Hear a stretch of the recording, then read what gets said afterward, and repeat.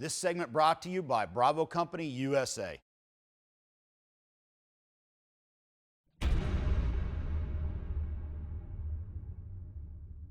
Hey gang, it's time to answer the mail. LAVAMA. Ask me anything here on the Vickers Tactical channel. Now, first off, I had a lot of well-wishers. A lot of people wanted to ask how I'm doing with my cancer treatment. I appreciate it. Doing well. Had to shave my head the other day. Here you go. Got a little Walter White going on. I noticed when I was kind of rubbing my head, my hair was falling out, so I figured, you know what, I might as well go full Walter White.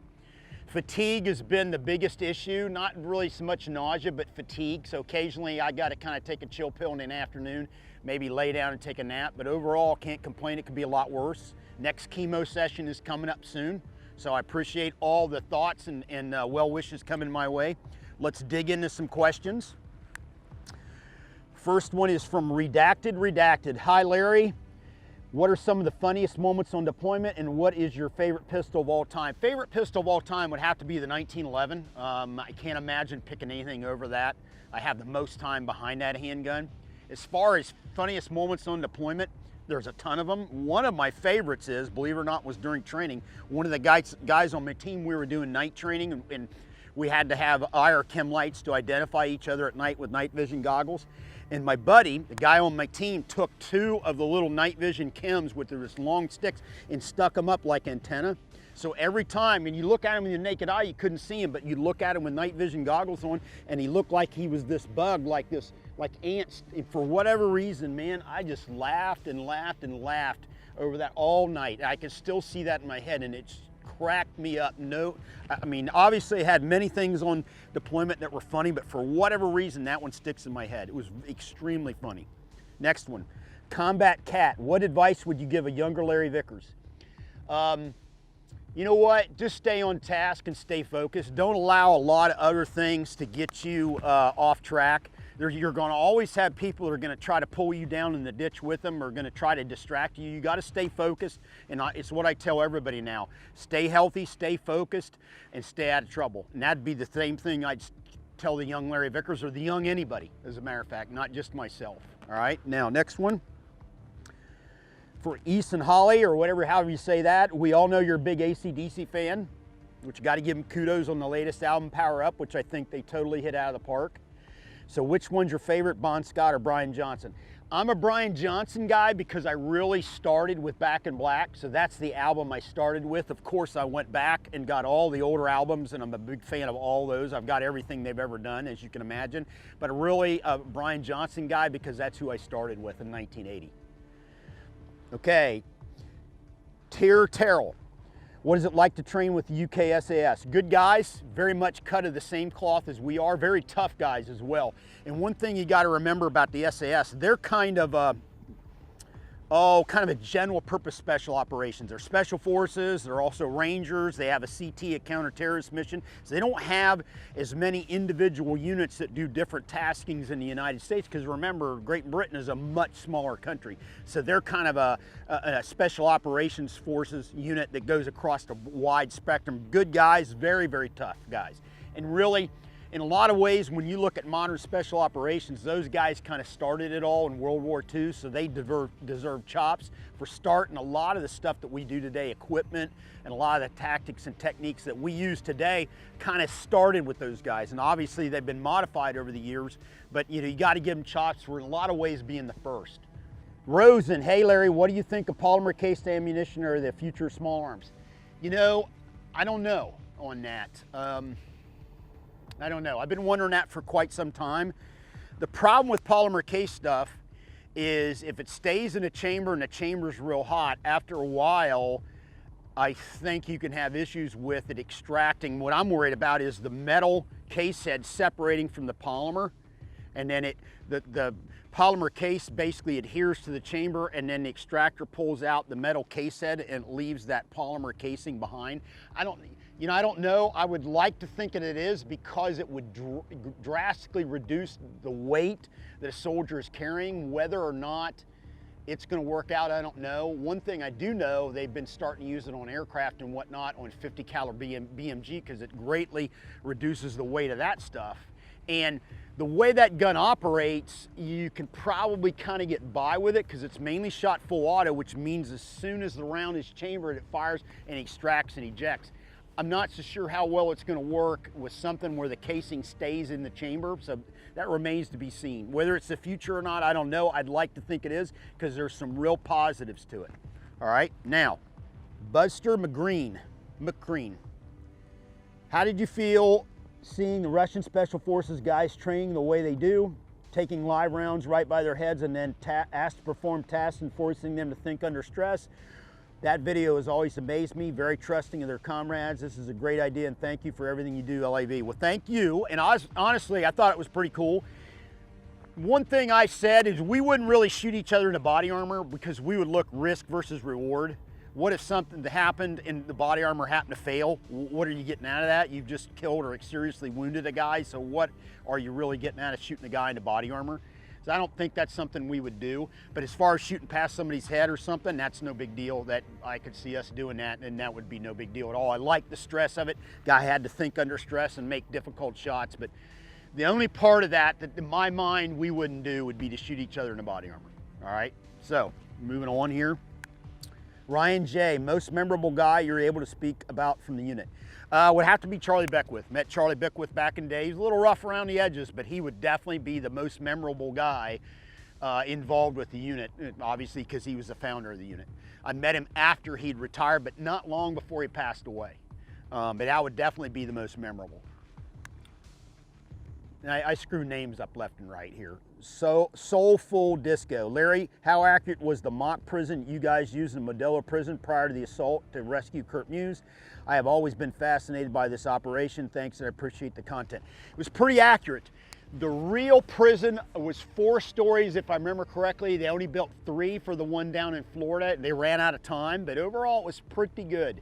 Some of the stuff with the stairwell was a little bit off, but to be honest with you, it was pretty good, very good mock-up. As far as I know, it went away here recently, not too long ago. A hurricane got rid of it, but prior to that, I think they were using it as a target for Rangers during Ranger School. But overall, as a training aid, it was excellent. Jason Armstrong, who would you want to play if they ever decided to make a movie about some of the different operations you were in? Ooh, that's a good question. Honestly, maybe Matt Damon, just kind of pulling that out of the air. Although, man, he wouldn't really fly in a lot of ways because he's an older guy than I was when I was in the unit, but kind of a guy along the Matt Damon lines. Of course, I'm probably thinking of Jason Bourne, which, you know, I'm trying to stroke my ego there, but I guess Matt Damon. F-12, from your trip to Russia, which gun did you like the most to shoot? That would have to be the AK-107, the counterbalance gun. That was the one I would think. I went over thinking the AN-94 was going to be the coolest to shoot, and it was. But the counterbalance gun, the AK-107, was the one, to me, was the coolest gun to shoot of them all. That would be the one, if I could bring it back as a gift from Russia, I would bring that one back, although that's not going to happen. All right. Francis Callahan, what is the A in LAV? I could never find the answer to this. A is Allen, A-L-L-E-N, Larry Allen Vickers. Nat Trio. What was it like to work for H&K, and what guns all did you help work on or with? I enjoyed it. I enjoyed working with them and the excellence in their engineering and their R&D department and how they manufacture guns. I really enjoyed that. The guns I was involved with, number one, first and foremost, is the HK416. A little bit with the 417, but mainly the 416. HK45, that was another gun I was involved with, and the HK45 Compact. Those were the primary guns that I was involved with. A little bit on other guns on the periphery, but those main ones, HK416, a little bit of 417, HK45, and HK45 Compact. All right. Nick Owena, if you could only have 3 guns, 1 rifle, 1 pistol, and 1 wild card gun, what would it be? I would have to say an M4, a Glock 17, and then probably under something along the lines of maybe something I could reach out and touch somebody with, maybe an AI 308 bolt gun or something along those lines. M4 because I've used it the most. Glock 17 because it's probably the one pistol After all, they had, remember, they had a Glock 17 in, you know, Fury Road, Mad Max Fury Road, right? So that caused, it's probably the apocalyptic handgun. If something went sideways, you could probably find parts for it all over the world in case, you know, society fell apart. And it probably something where I could reach out and touch somebody at distance, like a Accuracy International 308, something along those lines. Okay. Razvan Visalu, a simple question. How old are you, Larry? I am not 73 years old, and I was not born in Harrisonburg, Virginia. I'm not really sure where that came from. I am 57, going on 58, and I was born in Adams Mills, Ohio. All right. Okay, what was your rank when you retired? I know it might be secret because you were in Delta Force, but it's always been my curiosity. I was a Master Sergeant, E8, got out at just shy of 21 years. Peter Stadout, what firearm has eluded you that you'd love to get your hands on the channel? Or just to shoot in general? Thanks for the vids, mate. Hope you get well soon. Thank you very much. I would say one of the early German prototype assault rifles, like the MKB-42H or the MKB-42W. I would love to get my hands on those and shoot those. I've been fortunate to get a lot of other very rare guns on the channel, but that is definitely one. Those two, the early pre-production prototype German assault rifles, those would be the ones that I would like to get my hands on. Jared Moladano, what's a funny story or two from your military career? Firstly, certainly one, as I told you about my buddy, the guy on my team who had the antenna sticking up. Another one would be any number of stories from my buddy Super Dave Harrington. I'll tell you, he's a legend, beyond a shadow of a doubt. I would tell you, if you ever get a chance to take a class from Super Dave Harrington, you need to do so and ask him of many famous stories that he's had. I don't want to get into them because most of them are R-rated, but trust me, Super Dave Harrington, great guy and a good friend of mine, great instructor and great stories. Tell him I sent you. Sergio M, hi Larry, could you explain what your current work is? Current work would be working on my books, my Vickers guidebooks, working on my videos. I'm taking a break from my training because it involves travel and with my chemo, that is not to be recommended. Also doing stuff on my social media, needless to say, and also doing stuff in the firearms industry and the consulting side. So I've kind of got about 4 or 5 hats that I wear any given time in the firearms industry, with the one that's currently tabled right now and on pause would be traveling for my training classes. All right. Ken Myers, Larry, do you remember Colonel Charles Beckwith, a legend in SF in the 1980s? Yeah, I met Charlie Beckwith once back in the day, after he'd retired, but not long before he'd passed away. I only met him once, and he was retired, had not been in the Army for quite a while, came back to the unit and visited, so I definitely remember him. Brandon 5.45, any more Vickers guide books in store? Would be awesome to see a Colt, Smith & Wesson, or a Remington book since they go way back in American firearms history. Yeah, we've got some stuff coming up on the 1911. We're going to be doing a 2-volume set on the 1911 coming up here in 2021. On top of that, we're going to be doing a reprint of AK-1, and then we have some other stuff. Remember, with these Vickers guide books, me and James can only do about 2 a year, about 6 months apart, because there's so much that goes into them. So we're actually projecting out now a couple years. Can't really tell you what for sure is going to be next year in 2022, because that could change a little bit, but we're looking about 2 years ahead at any given time based on the time it takes to develop these books. But without a doubt, 2021 2-volume 1911 set, and that's going to be coming. It's going to knock your socks off, and we will have it up on the Vickers Guide website at some point in the future here for pre-sales. And trust me, you are going to want it without a doubt. Joshua Woodward, what would you think would be the next logical steps in firearms design and why? Also praying for you, LAV. Thank you very much, Joshua. You know, that's a good question. I'm not really sure where we're gonna go from here. When you look at stuff like the M4, it's taken about as far as it can. Ammo-wise, there's a lot of great places we can go with ammo, but remember, it's all about logistics. In this era, 2020 and 2021, we understand that. It ain't about bringing new ammo to the market, it's about building enough of the current ammo. So I'm not even sure where we're gonna go now. Things are really kind of at a stalemate. There's been things pushed so far now in terms of performance of the weapons, durability, optics. There's stuff that's been pushed so far, I'm not really sure where we're gonna go. What I like to see is stuff that's way out of the box, like that Lago Arms Alien, completely out of the box thinking. That's the stuff I like to see, where people are really challenging conventional logic. But where we go from here, I'm not sure. Good question. Joseph Franco, any regrets during your military career? You know, the only regret I would say is probably not going to Ranger School. I went to 2 different times. I was signed up to go to Ranger School, and I didn't go either time. Neither one were my fault. Both times, it was people in the position of doing admin, doing paperwork, that dropped the ball. And by the time I got older, and I was like, you know, I don't need to go do Ranger School. That's probably my only regret. And granted, that's a pretty minor regret, but that would be the only one. I wanted to go when I was younger. When I was young in the military, I was, you know, chomping at the bit to go, and it fell through the cracks through no fault of my own. Raul Decour. What are your other hobbies you have, and what is your favorite drink? Cheers. Well, I don't drink alcohol. I know a lot of people are shocked at that. You can thank my mom about that. I'm a teetotaler, and my mom, you know, beat that into me. I wouldn't say beat it into me. She emphasized to me that she didn't want me to drink, which that stuck with me. Hobbies, you know, I got hobbies. I like to watch movies, play with my dogs. I got dogs at home, which I love. I'm an optics guy, and I'm a car guy. Those guys who watch my social media know that I'm kind of a Porsche guy, as my wife kind of drives her nuts now, because it's a little bit of an obsession of mine, but it is what it is. So those would be my other hobbies beside firearms. Marivia's Owl. What was the most fun weapon you've ever shot for the Vickers Tactical channel? You know what? I've had a bunch. One's a minigun. That was awesome. I would say the different guns I got to shoot in Russia, like the AN-94 or the AK-107. Those would be the ones that really come to mind. The real rare, obscure stuff. Titus Yukamura.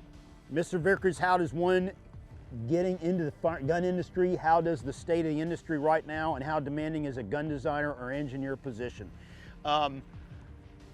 Good question. Here's the problem with that. Many of the positions in the firearms industry aren't what a lot of people think they are. In order to go into the portion of the industry that's real cutting edge, you got to find some of the companies that are kind of on the fringes, or companies that are really forward thinking, like your Sig Sauer and whatnot.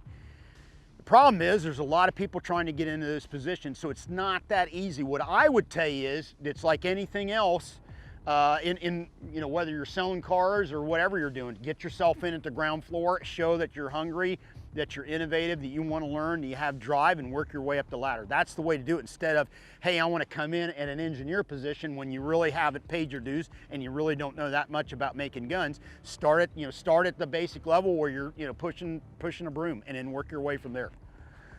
All right. Wrathman, favorite movie and book of all time. Book, boy, there's a bunch of them. I like Delta Force, of course. You know, book, I'm a big World War II buff, so there was a David Clark book on Barbarossa, which was a very, very good book. If I had to pick one, that's probably it. He did the book. It's on basically the combat on the Eastern Front between Germany and the Soviet Union, and if I had to pick one book to take you through the Eastern Front, that would probably be David Clark's, or Alan Clark, I may be wrong on that, but it's David or Alan Clark's Barbarossa would probably be my favorite book. Favorite movie, I got a bunch, probably Saving Private Ryan, if I had to pick one. But I've got a bunch of them. Aliens, one of my favorites. No Country for Old Men, Sicario, there's a ton of them, but if I had to pick one, it'd probably be Saving Private Ryan. And last but not least, Melorarion. What do you think is the most important / significant new firearm or firearm technology? Boy, good question. You know, hard to beat the AR. I know you're like, well, how can that be? It's been around a long time. But yeah, it's the platform that's continued to morph over time. I mean, they came up with different calibers, different uppers, all kinds of different stuff. And I would have to say, if you look at the gun within the last 50 years, what's the gun that's made the biggest impact and kind of had a gigantic effect across the firearms industry? It would have to be the M4 or the M16 series, without a doubt. Hey, I hope you guys enjoyed it. We're going to do this again. Keep them coming this way, and I greatly appreciate your thoughts and prayers on my cancer. I'm going to keep driving on. Have a good one. LAV out.